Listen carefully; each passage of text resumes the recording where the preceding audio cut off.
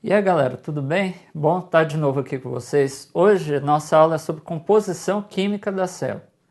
Não tem como eu falar de tipos celulares se não falar de como funciona a composição química. Então vamos dar uma olhada no slide para ver o que vai vir de bom aí. Primeiro eu preciso falar o que é uma célula. A célula, biologicamente falando, é a menor unidade funcional de um ser vivo. Ela é a usina, a central que comanda tudo na nossa vida. São dois tipos de células que a gente vai ver em uma próxima aula, que são as células procariontes e células eucariontes. E aí na aula eu faço essa definição. Voltando para o slide. Ela é composta por elementos químicos e biológicos. O conjunto de células com a mesma função forma os tecidos, e a gente já estudou um tipo de tecido e a gente ainda vai estudar os outros. Nessa aula, a gente vai ver a composição química de uma célula. A divisão dessa composição química é feita de substâncias orgânicas e inorgânicas. Então vamos começar falando do principal elemento para se ter uma vida dentro da célula, que é a água. Sem água, eu não tenho condições de ter reações metabólicas dentro da célula. Eu não tenho condições de ter vida. A água é fundamental para isso. Então vamos voltar lá para o slide. É um componente importante para as reações que ocorrem na célula, dentro dela principalmente. E média 65 a 75% da massa de um adulto. Então vamos lá, se você tem, só para dar um exemplo, um adulto de 60 quilos, se você conseguisse secar esse adulto, tirar toda a água, você teria sobrando somente, em média, 15 quilos de matéria, sem água nenhuma. Então é uma parte muito grande do nosso corpo. E no cérebro também tem uma porcentagem de 75% de água. Voltando para o slide.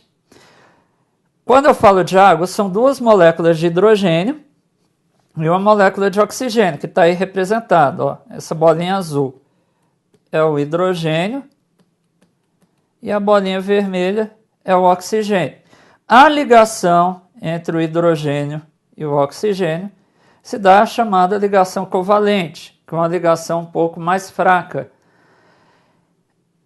A água é uma molécula polar, porque apresenta carga elétrica. E eu vou explicar logo mais baixo. A ligação entre as moléculas de água se dá pelo que eu chamo de ponte de hidrogênio, que nada mais é do que essa linha pontilhadinha verde aqui, onde eu tenho a carga negativa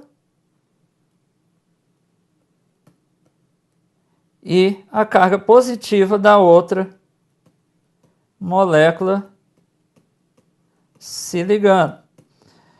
Então, como é um hidrogênio de uma molécula com oxigênio da outra, essa ligação é a ponte de hidrogênio. A ponte de hidrogênio é uma das ligações mais fortes que a gente tem na química. Ela dá um poder tão forte que a gente chama de coesão para a água. E isso é fundamental para se manter essa unidade dentro da célula. E gera algumas possibilidades, algumas propriedades. Vamos ver aí no próximo slide o que gera. Tensão superficial. Força de coesão das moléculas de água que formam uma espécie de uma rede, vou até destacar aqui essa rede entre aspas, porque não é uma rede do jeito que a gente está acostumado. Pode ser quebrada de uma forma fácil. Aí, vocês estão vendo, vamos voltar a ver no slide daqui a pouco, tem a foto de dois insetos que estão andando sobre as águas e não afundam. Então vamos voltar para lá para explicar. Se vocês olharem as patas desses insetos, elas estão fazendo uma pressão na água, mas ela não consegue quebrar essa força de coesão, de tão forte que é. É lógico que nós, seres humanos, somos mais pesados, a gente quebra essa força de coesão. Ou se eu usar um agente externo, por exemplo, se eu pego essas patas aqui e pingo detergente, eu quebro essa força de coesão, tá? Próximo slide. É uma outra característica interessante, capilaridade. O que é um capilar? O capilar nada mais é do que um vaso ou uma estrutura extremamente fina. Tem capilares sanguíneos, por exemplo, que são mais finos do que um fio de cabelo, tá? E essa qualidade da água aí de ser capilar, de ter uma capilaridade, faz com que ela se adere a esses vasos, a esses canos menores e consiga propagar. Então vamos voltar para o slide. A capilaridade tem uma capacidade de penetração em espaços reduzidos, tá? Trabalha com a ideia da adesão das moléculas. Essa adesão nas paredes ou vasos, quando é o caso, por exemplo, de vaso sanguíneo, né? Isso aqui, só para te exemplificar, por exemplo, você escova os dentes e aí quando você fecha a torneira, sempre tem aquela gotinha que faz que vai cair, de repente ela volta para a torneira. Isso é devido à força de adesão e a essa característica da água chamada capilaridade. Tá? Um exemplo para você fixar. Uma outra característica da água, calor específico elevado. Tá? Ou seja, a água tem a capacidade de absorver uma grande quantidade de calor. Lembrar, se a gente falar calor, a gente está falando de energia que está sendo absorvida. Só que ela não muda a temperatura. Tá? Olha que legal. Então a água absorve calor, calor, calor, lógico, tem um limite, né? E aí a temperatura não muda. A energia é utilizada para quebrar as pontes de hidrogênio, né? As moléculas com as pontes que a gente viu lá em cima de hidrogênio.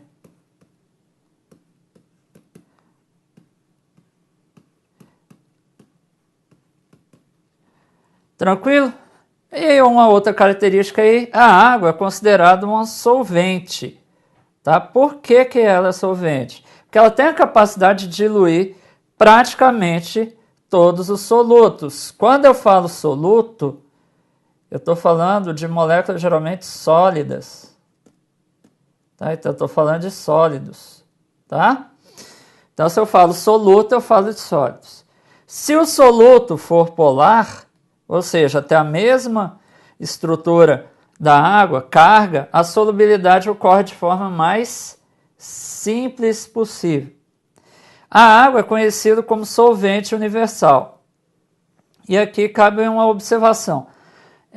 Mesmo moléculas que são apolares, que teoricamente são insolúveis em água, uma parte microscópica delas acaba se dissolvendo. Tá? As reações catalisadas por enzimas, e aí vamos voltar lá para o slide, só ocorrem na água. Tá? Sem água não acontece reações, principalmente pelas enzimas. Tá? Algumas reações a água também entra como substrato, ou seja, como quebra, ela acaba provocando o que a gente chama de hidrólise, que é a quebra da molécula usando a água. A substância se distribui dentro da célula graças ao contínuo fluxo de água no seu interior e é uma coisa que a gente chama de ciclose. Tá? Vamos falar de sais minerais agora, porque é importante. O pessoal acha que não tem valor, não tem importância, mas sais minerais são extremamente importantes para a manutenção da vida. Eu vou mostrar daqui a pouco uma tabelinha onde tem os principais sais minerais. Alguns a gente precisa ingerir uma quantidade um pouquinho maior, outras só o mínimo mesmo. Então vamos voltar para a transparência e ver esse quadro. Vamos lá. Primeiro sal aí, o cálcio. O cálcio é um sal extremamente conhecido. Por quê? Vai entrar principalmente na formação dos ossos e dentes. Só que muita gente pensa que é só isso daí, mas não é. Tá? A gente só tem contração muscular por causa da presença do cálcio. A gente só tem transmissão nervosa por causa do cálcio e ele é importante também na coagulação do sangue. Galera, ou seja, se eu não tenho cálcio, eu corro um perigo grande. Primeiro, os ossos vão ficar quebradiços, os dentes vão ficar mais suscetíveis à formação de cáries ou outras coisas. Eu vou ter problema de contração muscular e se eu me cortar, eu vou ter problema para coagular e evitar uma perda excessiva de sangue. Então vamos voltar e ver aonde que eu posso achar o cálcio. Muita gente sabe que laticínios, né, são fontes de cálcio. Isso a gente sabe. Hortaliças de folhas verdes, de preferência escuras. Tá? Folhas verdes escuras, como brócolis, espinafre, couve, né? Naquela sábado lá com a feijoadinha, aquele couvezinho picado, é uma boa fonte de cálcio. Tá? Aliás, as hortaliças verdes escuras têm mais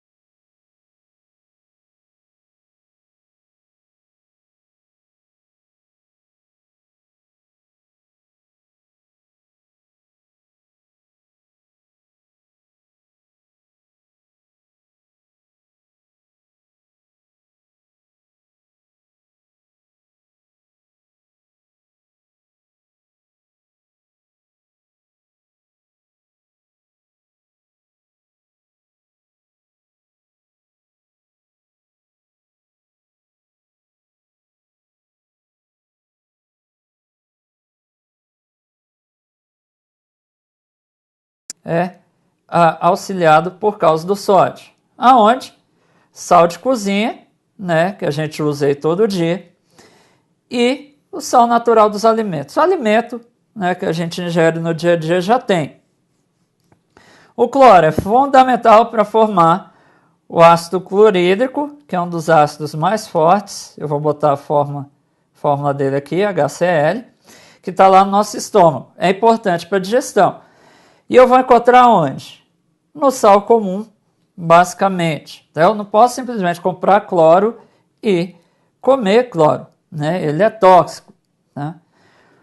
Potássio. Age com o sódio no equilíbrio de líquidos, tá? E ajuda no funcionamento de nervos e das membranas. E onde eu vou achar potássio? E esses são os que a gente tem que ingerir com maior quantidade. Frutas, verduras, feijão, leite, cereais. Quem gosta de comer cereal aí, né? No café da manhã, no lanche da tarde, é uma fonte rica de potássio. Então, uma fruta, por exemplo, que tem muito potássio é a banana, né? Que a gente gosta aí, banana nanica, banana maçã, enfim. Vários tipos de banana, tá? Eu consigo ter fonte de potássio. Do magnésio para baixo, a gente precisa de uma ingestão um pouco menor. Magnésio, para os vegetais, vai formar uma coisa que a gente conhece, clorofila, que já teve uma moda aí, né, de consumir clorofila pela questão da saúde e tal, mas foi moda, passou porque não tem comprovação científica de que isso faça bem. Tá? Então vamos voltar ali e continuar vendo. O que ele faz? Atua em várias reações químicas, junto com as enzimas e vitaminas. Ajuda também na formação de ossos e no funcionamento de nervos e músculos. Olha que legal, já são 3 sais minerais que vão ajudar na formação de ossos e na contração muscular. Onde eu vou achar? Principalmente vegetais, né? Hortaliças, cereais e algumas carnes, peixe, carne vermelha, ovo, feijão, soja e banana também. o ferro. O ferro ele forma a hemoglobina. Tá? E qual é o papel da hemoglobina? Levar o oxigênio no sistema, para o corpo. Tá? Onde eu vou achar? Fígado, carne, gema de ovo, pinhão, né? E por aí vai. Quando você tem anemia, você provavelmente tem falta de ferro, então suas hemácias não são formadas direito. Você tem duas soluções, né? Comer mais fonte de ferro ou tomar sulfato ferroso, né? Que é um remédio extremamente ruim, que tem um gosto muito estranho, tá? E você pode usar isso. Ou pode usar uma receita antiga, né, das avós e dos avós aí, que é comprar prego, lavar, colocar para ferver junto com feijão, para ter uma liberação maior de quantidade de ferro ali e você ingerir essa quantidade. Beleza? Vamos voltar para lá. Iodo faz parte principalmente dos hormônios da tireoide. Por isso que é obrigatório a inclusão do iodo no sal de cozinha. Tá? E esses hormônios vocês já viram, né, em outras aulas aí, qual é o papel da tiroxina. Vou encontrar onde? No sal de cozinha, que por lei tem que ser iodado, mas principalmente peixes e frutos do mar, né? Uma paella, um camarão na moranga, um bobó de camarão, essas coisas assim são fontes até interessantes, né, de se conseguir. E, para acabar essa tabela e os sais minerais, o flúor fortalece os dentes, tá? Aonde eu consigo? Principalmente peixes e chás. Aqui também é uma questão de lei, a água tem que vir do reservatório já fluoretada, já com flúor dentro, beleza? Vamos seguir então. A gente vai começar a falar agora dos componentes orgânicos, né? E aí eu destaquei alguns que são os importantes. Proteínas, lipídios, os açúcares, de uma forma em geral, tá? E outros compostos aí. Então, daqui para o final da aula, a gente vai falar só dos lipídios, tá? Porque eles são importantes.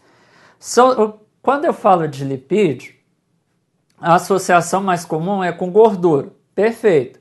É a associação correta que tem que fazer. Lipídio e gordura, a mesma coisa. Só que a gordura, como a gente conhece, ela é só um tipo de lipídio. Tá? Então eu vou passar rapidão aqui para a gente entender quais são os tipos de lipídio.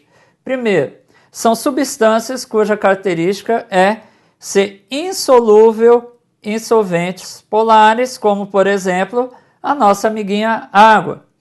E ele é solúvel em solventes orgânicos, que a gente chama de apolares, por exemplo a gasolina. A gasolina e óleo se dissolvem. Tá? Tem uma natureza hidrofóbica, ou seja, não gosta de água. Né? Aversão, ela não gosta de água. Tá? Isso é de fundamental importância, porque ajuda a manter, tá, uma relação entre o meio de dentro e o meio de fora da célula. A troca de água, essas coisas que a gente vai ver em outra aula. A formação mais comum dos lipídios é um glicerol, né, que tem a função orgânica de álcool, né, na química orgânica, e 3 cadeias carbônicas de ácido graxo. E a gente conhece, quando vai fazer exame de sangue, os triglicerídeos. Então vamos aos tipos. Tá? São 5 tipos, ou 5 funções, onde eu vou ter lipídio. Tá? Então a gente vai começar pelas ceras tradicionais, né, que é o grupo dos cerídeos. Vamos lá ver. Eles são classificados como lipídios simples. Tá? São encontrados aonde? O nome já diz, na cera produzida pelas abelhas, né, para fazer a colmeiazinha dela, como está aí. Na superfície das folhas, como por exemplo a cera de carnaúba, mas tem aqui no cerrado, né, as folhas que são grossas, ela tem uma camada de cera, se você raspar você tira a cera. E como nos frutos, tá? Ela vai aparecer ali nos frutos.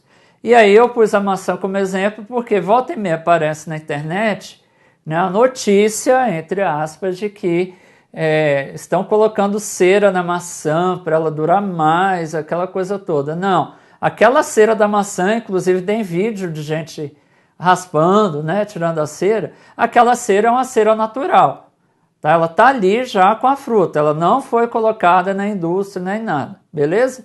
Então não precisa ficar alarmado com a cera. Vamos seguir. Tá? Tem função de não permitir a entrada de água e a proteção do fruto como um todo. Fosfolipídios são moléculas anfipáticas, tá? Porque tem uma região polar chamada de cabeça hidrofílica, ou seja, tem medo, e outra região apolar, com a cauda hidrofóbica, que repele a água. Então, fobia, repele. Filia tem afinidade. Tá? Afinidade com a água, cabeça hidrofílica. Repele a água, cabeça hidrofóbica. Vou ver aonde? Nas membranas plasmáticas. Tá? O terceiro aí, o glicerídeo, eles podem ser sólidos, gordura, né, a gordura propriamente dita, ou líquido, óleos, tá? Em temperatura ambiente. São tecidos de reserva. A gordura você vai achar em animais. É só lembrar, né, aquela gordurinha da picanha, né, que você vai no churrasco, você corta a picanha, a gordurinha desce junto da faca, hein? Olha que cena boa, né? Que lembrança boa, comparação legal aí. Tá aquela gordura da picanha, das carnes no cheiral, né, daquela costela de boi bem assadinha, aquela gordura é de animal, tá? Só vai encontrar gordura em animal. Quando eu falo óleo, é vegetal. Tá? É sistema de reserva vegetal, óleo de soja, óleo de milho e por aí vai. Aí tem alguns erros, né? Por exemplo, você tem margarinas falando que é gordura vegetal hidrogenada, tá? Isso aí é um erro. É óleo, né? É óleo hidrogenado, não é gordura. Então vamos voltar para o slide aqui que a gente já está quase acabando. Os esteroides têm longas cadeias carbônicas dispostas em 4 anéis ligados entre si. Tá? São distribuídos tranquilamente nos organismos vivos, formando principalmente hormônios sexuais, vitamina D e os esteróis, também conhecidos como colesterol. Galera, quando a gente fala de esteroide, não tem como lembrar do anabolizante. A testosterona é um esteroide natural produzido pelo nosso corpo, seja homem, seja mulher. Tá? O homem, lógico, produz mais testosterona que a mulher, né? Mas a testosterona também está presente na mulher. Aí a galera lembra da bomba, né? Aquela coisa toda, e toma a bomba, e geralmente a bomba, o DECA, enfim, qualquer que seja a bomba aí, ela é testosterona pura, né? Vai aumentar a massa muscular? Sem dúvida vai. É uma relação direta. Mas ela traz sérios problemas, inclusive a esterilidade, né? Porque você está injetando tanta testosterona que seu corpo fala, parei, não vou produzir mais porque já está em excesso. E acaba produzindo a esterilidade. Aí você vai ver o cara, né, bem malhado, aquele cara musculoso e tal, mas é um cara que não vai conseguir se reproduzir, né, porque ele está estéril. E a mulher desenvolve características que não é normal dela. O ombro alarga demais, a voz engrossa, né, e surgem mais pelos, né, e por aí vai. Então, anabolizante esteroide é extremamente perigoso. Tá? Não é recomendável tomar mesmo. E inclusive é proibido por lei importar, injetar, essas coisas todas. Tá? Então, por favor, né, saiam dos esteroides. Vamos voltar lá para a transparência ali. Carotenoides. Alguns não colocam eles como lipídios, mas são lipídios sim. Então, eles formam os pigmentos de vegetais com tons entre amarelo e vermelho. Por exemplo, vou botar aqui, tomate, que é o mais conhecido, tá? Maçã, que a gente já falou lá em cima, e outros. São fundamentais para a vida porque são oxidantes e entram na formação das vitaminas. Bom, galera, essa foi a primeira parte dos componentes químicos, tá? Em outro vídeo, outra aula, a gente vai ver a segunda parte dos componentes químicos que formam a célula. Espero que vocês tenham gostado, espero que tenha sanado as dúvidas. Se não sanou, veja o vídeo de novo. Valeu, um abraço, até a próxima.